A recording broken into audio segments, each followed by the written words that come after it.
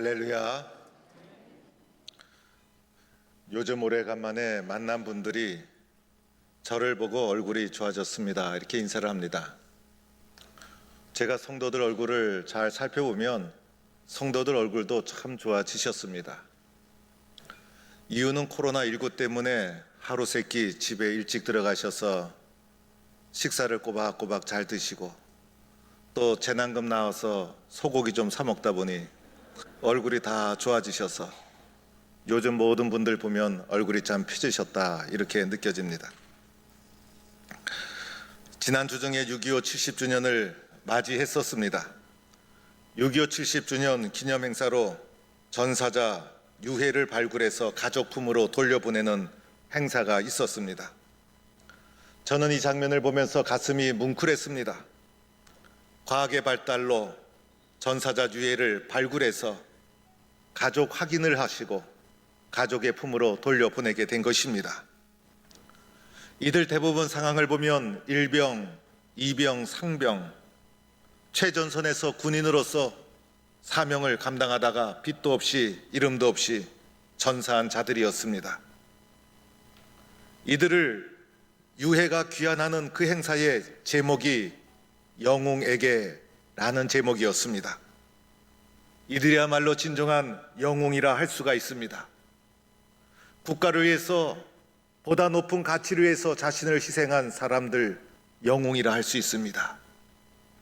나라를 위해서 전쟁터에 나가서 희생한 이분들 영웅이었습니다. 지난 코로나19가 한창 기승을 부릴 때 대구에 달려가서 봉사하고 헌신한 분들, 이 시대의 영웅이라 할 수가 있습니다. 위급한 사람을 구하기 위해서 자신의 몸을 던져 구원해 주는 사람, 영웅이라 할 수가 있습니다.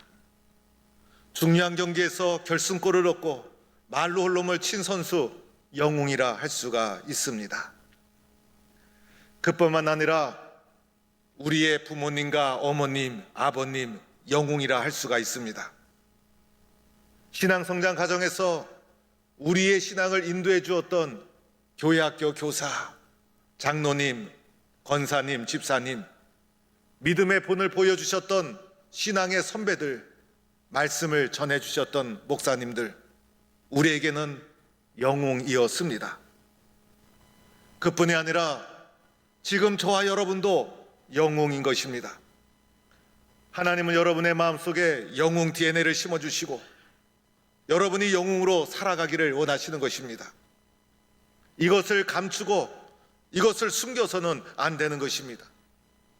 세상에 살면서 주님이 챙겨준 영웅 DNA가 망가지고 상처받고 손상받아 우리는 세상 속에서 무기력하게 살아가고 있는데 하나님이 심겨진 영웅 DNA를 깨워야 합니다. 다시 일으켜 세워야 합니다. 성경에 보면 수많은 영웅 스토리가 전개되고 있는데 그 중에 빼놓을 수 없는 사람이 오늘 본문 시편 23편을 지은 다윗이라 할 수가 있습니다. 오늘 말씀은 다윗에 대해서 잠깐 말씀을 드리도록 합니다. 다윗은 평범한 가정에서 태어납니다. 금수저 가문에서 많은 것을 가지고 태어남은 사람이 아니라 아주 평범한 가정에서 많은 형제들 가운데 8째 막내로 태어납니다. 형들에게 치여서 아무것도 할 수가 없었습니다. 형들의 심부름만 하는 작고 작은 아이가 다윗이었습니다. 다윗은 형들을 대신해서 양을 치는 목동의 역할을 감당합니다. 양을 끌고 나가 하루 종일 양을 돌보고 양을 지키고 양을 인도하고, 이것이 다윗의 어릴 적 삶의 전부였습니다. 보잘것없는 다윗, 아무것도 내세울 것 없는 다윗을 하나님이 사용해 주셨다는 것입니다. 우리들은 지금 내가 가지고 있는 것만 집중해서 볼 때가 있습니다. 그러면서 이렇게 생각합니다. 내가 좀 더 많은 것을 가지고 태어났더라면, 내가 좀 더 많은 것을 가지고 있었더라면, 내가 좀 더 많은 것을 배웠더라면, 항상 부족함을 생각하고 우리들은 가진 것이 별로 없다고 생각을 합니다. 그러나 하나님이 사용해 주신 다윗, 성경의 대부분 영웅들은 작은 사람이었습니다. 보잘것없는 사람이었고 다윗 또한 그러한 사람이었습니다. 이 다윗을 하나님이 사용해 주신 것입니다. 어느 날 다윗이 아버지의 심부름으로 형들에게 음식을 가져다 주기 위해서 전쟁터에 나갔습니다. 그 전쟁터에서 블레셋의 골리앗을 보게 됩니다. 골리앗은 싸움의 전문가였고 싸움을 도두는 자였습니다. 골리앗 앞에서 형들이 속한 이스라엘 군대는 두려움에 벌벌 떨고 있었고 이스라엘은 블레셋 군대에 밀리고 있는 상황이었습니다. 누가 이스라엘 군대를 구원해 줄 수 있을까? 누가 이 전쟁에서 승리를 이끌어낼 수 있을까? 이때 소년 다윗이 나서게 됩니다. 소년 다윗은 하나도 두렵지가 않았습니다. 골리앗을 향해서 만군의 여호와의 이름, 하나님의 이름으로 내게 나아가노라. 그가 양을 치면서 즐겨 사용했던 물맷돌을 힘차게 돌리면서 골리앗을 향해 던지게 됩니다. 이 물맷돌이 골리앗의 이마에 적중하게 되면서 적군의 거인 장수 골리앗을 쓰러뜨립니다.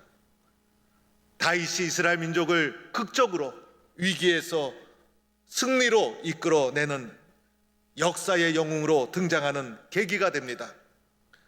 세상 말로 생각하면 극적으로 성공한 사람이 됩니다.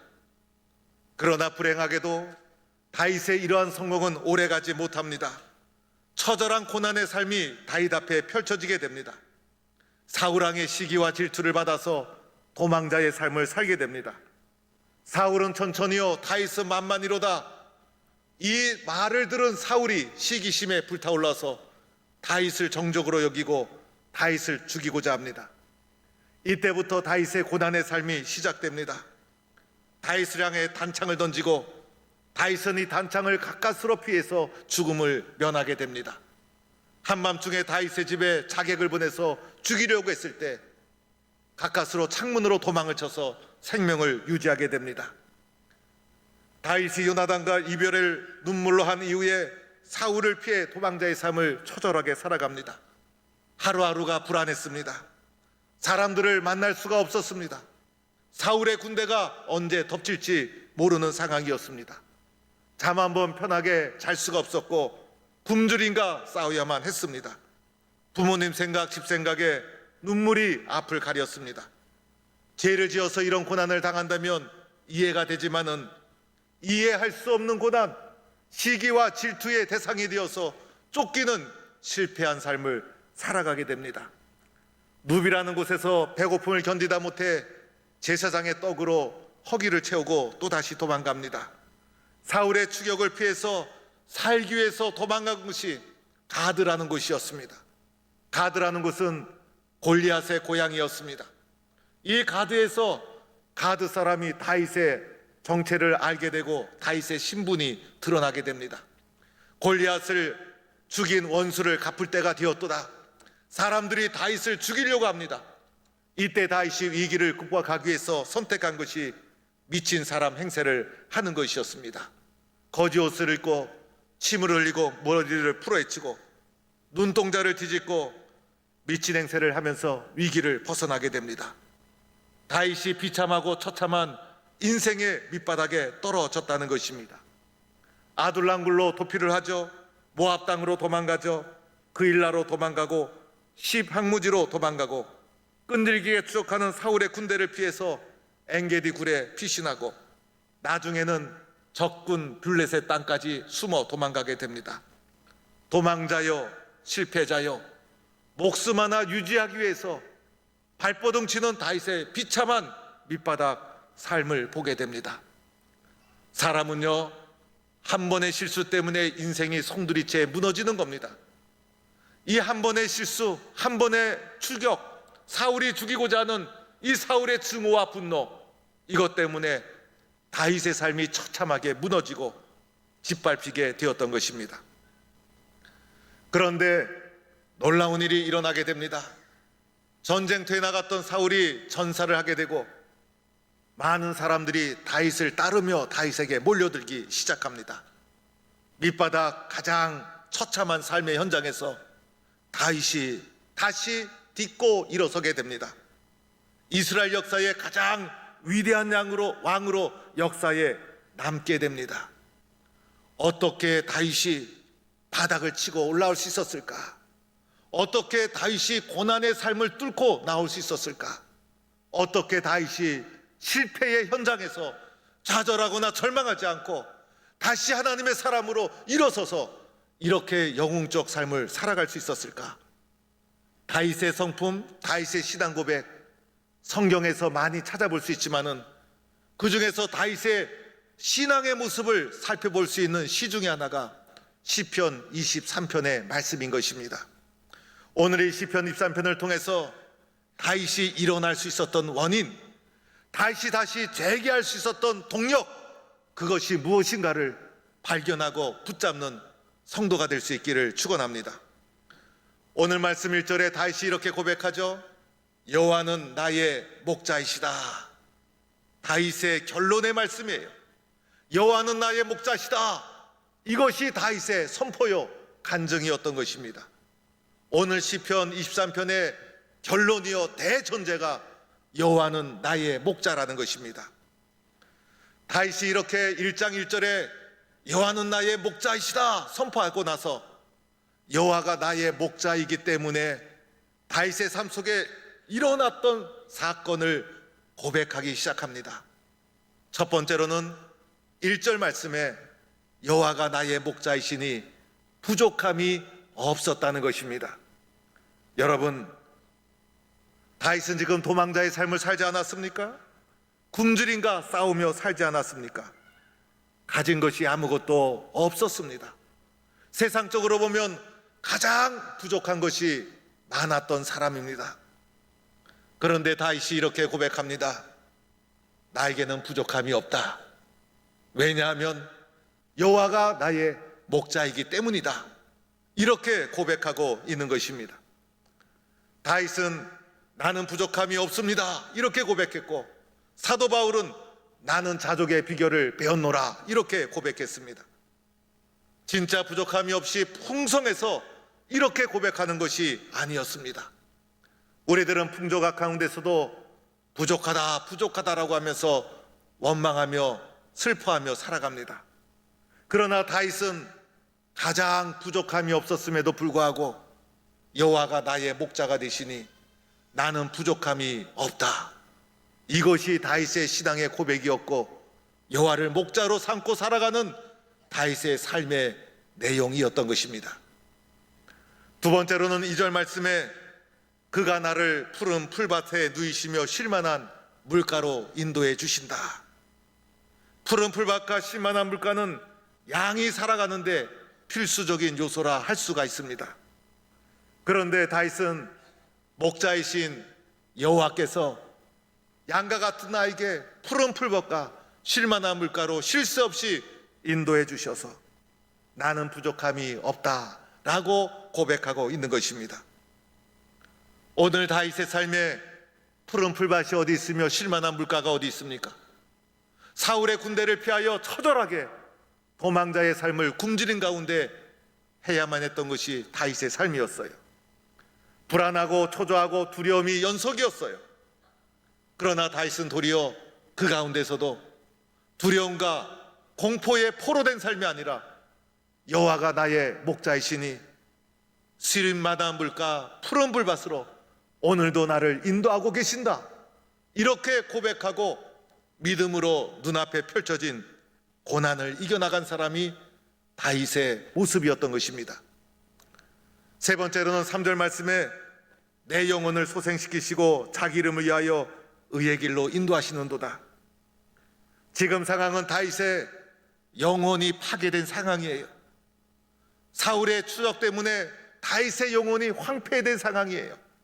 끈질긴 사울의 추격 때문에 도무지 불안해서 살 수 없는 영혼이 파괴된 상황임에도 불구하고 도리어 다윗은 여호와가 나의 목자시니 그 하나님께서 끊임없이 내 영혼을 소생시켜 주십니다.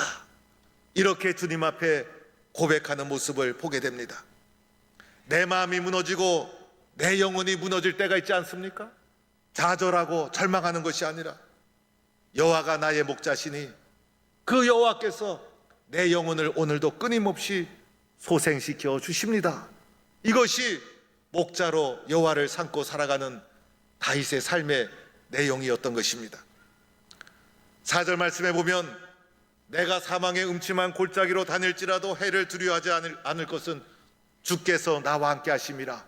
주의 지팡이와 막대기가 나를 안위하시나이다. 오늘 다윗이 처한 상황이 사망의 음침한 골짜기를 걸어가는 상황이었어요. 사울의 군대가 다윗을 잡기 위해서 끊임없이 추격하는 사망의 그림자가 떠나지 않는 상황이었어요. 그러나 그러함에도 불구하고 선한 목자이신 하나님이 나와 함께 하시니 두려워하지 않았습니다. 주님의 지팡이와 막대기가 나를 지켜주심을 믿었던 것입니다. 이렇게 하나님 의지해서 믿음으로 이겨나간 자가 다윗이었고, 여호와를 나의 목자로 삼는 다윗의 삶의 내용이 이러하였다는 것입니다. 5절에는 이렇게 말씀하시죠.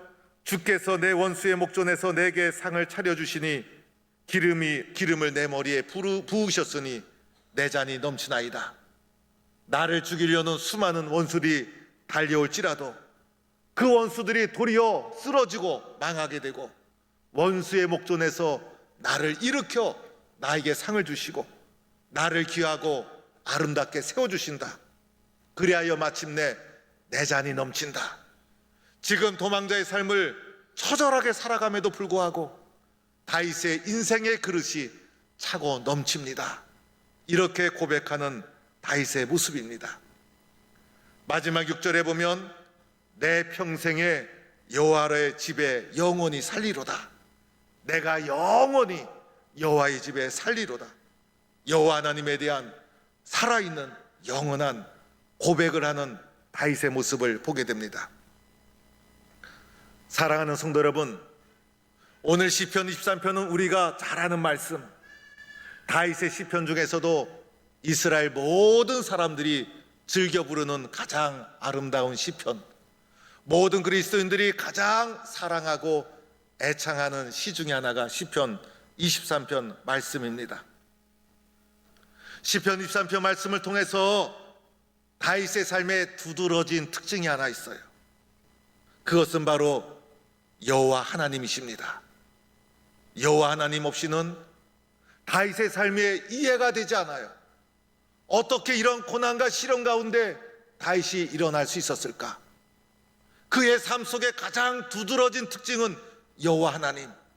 하나님이 없이는 그의 삶에 해석이 되지 않아요.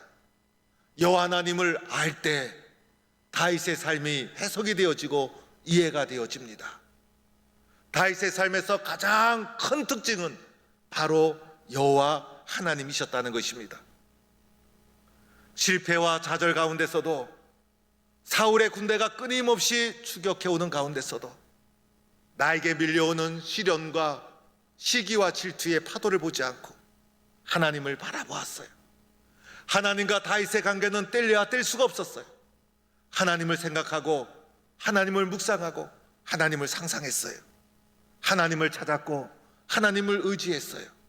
하나님께 기도하고 하나님의 이름을 부르고 하나님을 찬양했어요.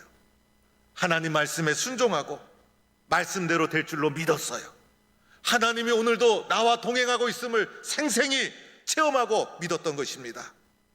나 자신을 믿은 것이 아니었어요. 나의 능력, 나의 힘을 의지한 것이 아니라 하나님을 의지했던 거예요. 하나님을 믿었던 거예요. 세상 시련 보지 않고 하나님을 찾고 하나님을 찬양했어요. 그의 삶 속에 가장 두드러진 특징은 여호와 하나님이셨다는 것입니다. 하나님을 향한 다윗의 마음을 어떻게 표현할까? 하나님을 향한 나의 이 뜨거운 마음을 어떻게 표현할까? 다윗은 하나님은 나의 목자다, 이렇게 표현하고 있는 것입니다. 양치기 소년으로 어릴 적부터 양과 목자의 관계를 삶으로 체험했던 다윗, 양과 목자의 관계가 어떠하다는 것을 삶 체험으로 경험했던 다윗이 하나님과 나의 관계를 어떻게 표현할까? 어떻게 드러낼 수 있을까? 어떻게 고백할 수 있을까? 맞다, 하나님은 나의 목자시다, 이렇게 고백하고 있는 것입니다. 여러분, 양이라는 동물을 여러분은 잘 알고 있죠? 양은요, 목자 없이는 살 수가 없어요. 목자의 돌봄 없이는 존재할 수 없는 것이 양이라는 동물입니다. 잡아먹기 딱 좋은 동물이 양이에요. 자신을 방어할 수 있는 이빨도 없죠, 뿔도 없죠, 발톱도 없죠. 그리고 가장 만만해요. 아담하게 크기도 딱 좋아요. 사람도 좋아하고 다른 동물도 좋아해요. 늑대나 호랑이도 양 한 마리 잡으면 기분 좋은 거고, 사람도 양 한 마리 잡으면 잔치도 크게 벌일 수가 있어요. 양은 뛰지도 잘 못해서, 동작도 느려서 도망도 잘 못 갑니다. 방향도 잘 분별하지 못합니다. 눈이 어두워서 멀리 보지도 못합니다.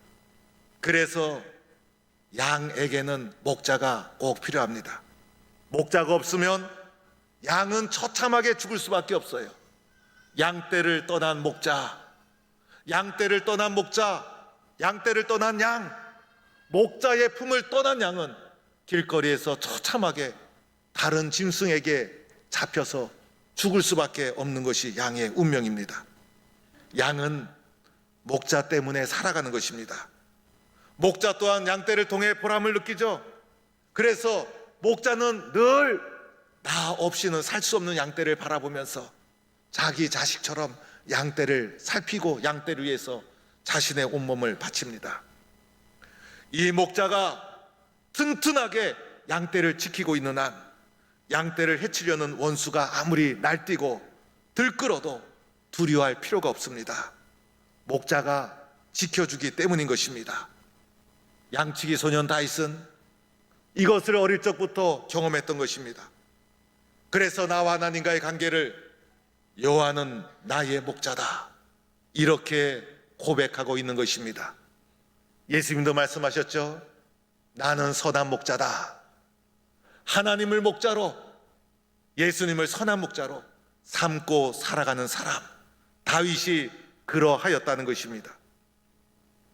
여호와 하나님이 선한 목자이시니 사울이 아무리 자기를 죽이려고 해도 주의 지팡이와 막대기로 막아주셨던 겁니다.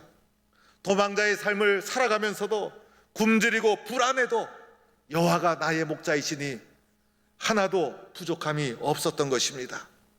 아무것도 볼 수 없는 캄캄한 현실 속에서도 여호와가 나의 목자이시니 푸른 풀밭과 쉴만한 물가를 경험하며 살았던 것입니다. 수많은 원수들이 나를 치려고 일어설지라도 원수의 목전에서 나에게 상을 베풀어 주시는 목자이신 하나님이 계시니 내 잔이 차고 넘쳤던 것입니다. 내가 살아가는 이유, 여호와가 나의 목자이기 때문이었던 것입니다. 이것을 다윗이 생생하게 고백하는 것입니다. 여호와가 나의 목자이기 때문에 그 밑바닥 처절한 삶 속에서도 다시 일어서는 다윗이 될 수 있었듯이 여호와 하나님을 나의 목자로 삼고 살아가는 성도가 될 수 있기를 주의 이름으로 간절히 축원합니다. 여러분, 오늘 다윗이 실패자여 도망자의 삶 속에서 여호와가 나의 목자임을 믿고 그리고 이것을 굳게 잡고 살았듯이 오늘 우리도 어떠한 상황 속에서도 여호와 하나님을 나의 목자로 묵상하고 생각하고 기도하는 성도가 되어야 합니다. 어렵고 힘들 때 주님 나의 목자가 되시죠. 주님 오늘도 나를 도와주시죠. 하나님을 상상하고 하나님을 기억하고 하나님 앞에 엎드리고 하나님께서 선한 목자가 되어서 나를 인도해 주심을 믿고 주님 앞에 살아간다면 다윗을 일으켜 주신 여호와 하나님, 여러분의 삶을 다시 일으켜 세워 주실 것입니다. 세상의 어려움을 넘어서게 만들어 주실 것이고 여러분 속에 심겨진 영웅을 다시 깨우실 것입니다. 하나님의 진정한 영웅으로 우리는 살아갈 수 있게 될 것입니다. 오늘 우리는 다윗의 모습을 보면서 마음속 깊이 다시 한번 다짐하고 다짐해야 합니다. 여호와 하나님이 나의 목자이십니다. 여호와 하나님이 나의 목자이십니다. 이 고백이 저와 여러분의 고백이 되기를 주의 이름으로 간절히 축원합니다.